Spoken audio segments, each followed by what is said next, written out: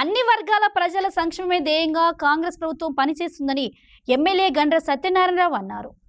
ఈ మేరకు జయశంకర్ భూపాలపల్లి జిల్లా రేగొండ మండల కేంద్రంలోని రైతు వేదికలో కళ్యాణ లక్ష్మి షాదీ ముబారక్ చెక్కుల పంపిణీ కార్యక్రమం జరగగా ఎమ్మెల్యే గండ్ర సత్యనారాయణరావు ముఖ్య అతిథిగా హాజరయ్యారు. ఈ సందర్భంగా 49 మంది లబ్ధిదారులకు 4,09,05,684 విలువ చేసే కళ్యాణ లక్ష్మి షాదీ ముబారక్ చెక్కులను పంపిణీ చేశారు ఎమ్మెల్యే గండ్ర సత్యనారాయణరావు. అనంతరం వారు మాట్లాడారు.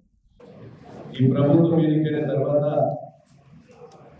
3 నెలల కాలంలోనే మార్చి 16వ తారీఖు పార్లమెంట్ ఎన్నికల షెడ్యూల్ రావడం, అదేవిధంగా ఈ నెల 9వ తారీఖు వరకు ఎన్నికల నోటిఫికేషన్ ఉండడం వల్ల ఈ యొక్క చెక్కులు లేట్ కావడం జరిగింది. అదేవిధంగా సంక్షేమ పథకాలు కూడా మహిళా సోదరిమణులకు మనం ఉచితంగా బస్సు ప్రయాణం కల్పించాం.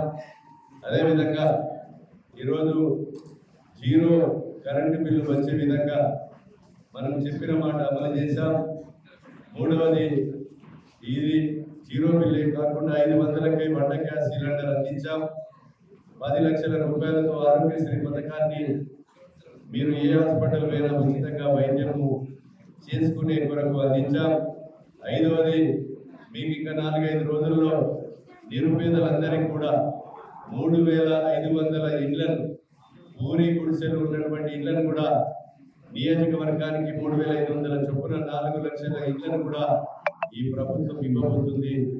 ఇంకా రైతాంగానికి 2 లక్షల పంట రుణం ఆగస్టు 15 లోపు మీ క్రాప్ లోన్ తీసుకున్నటువంటి పంట రుణాలన్నీ కూడా మీ ఖాతాల్లో రుణాలు 2 లక్షల వరకు 35,000 కోట్ల రూపాయలను కూడా మాఫీ చేయబోతున్నామని మీకు ఈ సందర్భంగా తెలియజేస్తా ఉన్నాం.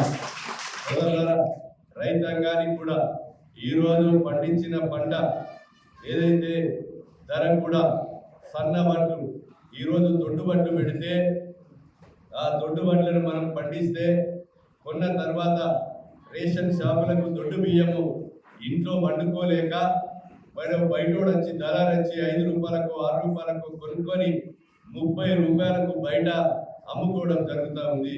కాంగ్రెస్ ప్రభుత్వం ఆలోచన చేసి సన్న ధాన్యాన్ని పండించాలి. మనం రేషన్ బియ్యం కూడా మీకు మీ కార్డు మీద 25 కిలోలు మీకు సన్న బియ్యాన్ని కూడా ఇవ్వబోతున్నాం. పాఠశాలలో కానీ హాస్టల్స్లో కానీ సన్న బియ్యం ఇస్తే దళారీ వ్యవస్థ పోతుందనే ఆలోచనతో కూడా ఈ ప్రభుత్వం సన్న బియ్యం ఇవ్వబోతున్నామని కూడా మీకు ఈ సందర్భంగా తెలియజేస్తా ఉన్నాం.